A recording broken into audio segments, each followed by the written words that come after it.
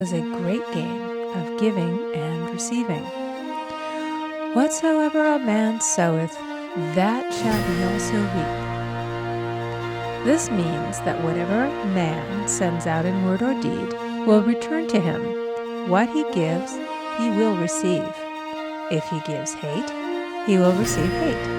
If he gives love, he will receive love. If he gives criticism, he will receive criticism.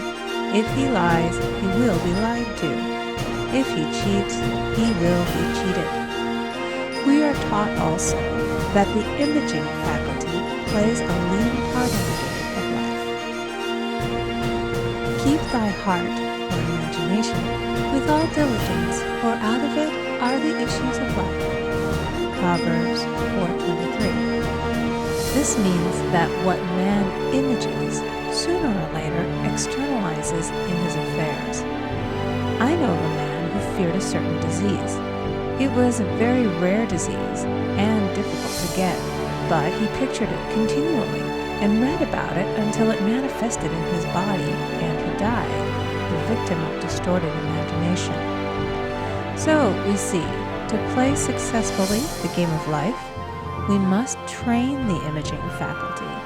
A person with an imaging faculty trained to image only good brings into his life every righteous desire of his heart. Health, wealth, love, friends, perfect self-expression, his highest ideals. The imagination has been called the scissors of the mind, and it is ever cutting, day by day, the pictures man sees there, and sooner or later he meets his own creations in his outer world.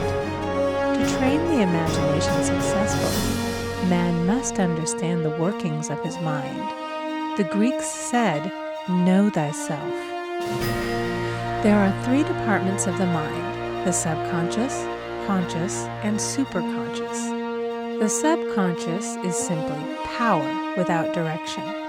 It is like steam or electricity, and it does what it is directed to. It has no power of induction. Whatever man feels deeply or images clearly is impressed upon the subconscious mind and carried out in minutest detail. For example, a woman I know, when a child, always made believe she was a widow. She dressed up in black clothes and wore a long black veil, and people thought she was very clever and amusing.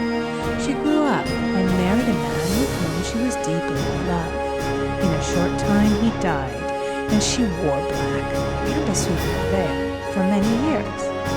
The picture of herself as a widow was so impressed upon the subconscious mind, and in due time worked itself out regardless of the havoc created. The conscious mind has been called mortal or carnal mind. It is the human mind and sees life as it appears to be. It sees death, disaster, sickness, poverty, and limitation of every kind, and it impresses the subconscious. The superconscious mind is the God mind within each man and is the realm of perfect ideas. In it is the perfect pattern spoken of by Plato, the divine design, for there is a divine design for each person. There is a place that you are to fill and no one else can fill, something you are to do which no one else can do. There is a perfect picture of this in the superconscious mind. It usually flashes across the conscious as an unattainable idea, something too good to be true.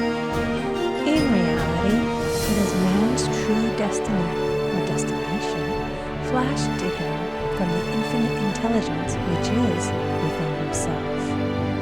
Many people, however, are in ignorance of their true destinies and are striving for things and situations which do not belong to them and would only bring failure and dissatisfaction if attained.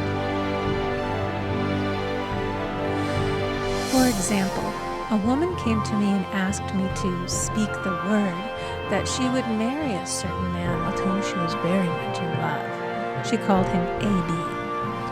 I replied that this would be a violation of spiritual law, but that I would speak the word for the right man, the divine selection, the man who belonged to her by divine right. I added, if A.B. is the right man, you can't lose him, and if he isn't, you will receive his equivalent. She saw A.B. frequently, but no headway was made in their friendship. One evening she called and said, "Do you know, for the last week, A.B. hasn't seemed so wonderful to me." I replied, "Maybe he is not the divine selection. Another man may be the right one." Soon after that, she met another man who fell in love with her at once and who said she was his ideal. In fact, he said all the things that she had always wished A.B. would say to her. She remarked, it was quite uncanny. She soon returned to his love and lost all interest in A.B. This shows the law of substitution. A right idea was substituted for a wrong one. Therefore, there was no loss or sacrifice involved. Jesus Christ said, "Seek ye first the kingdom of God and his righteousness,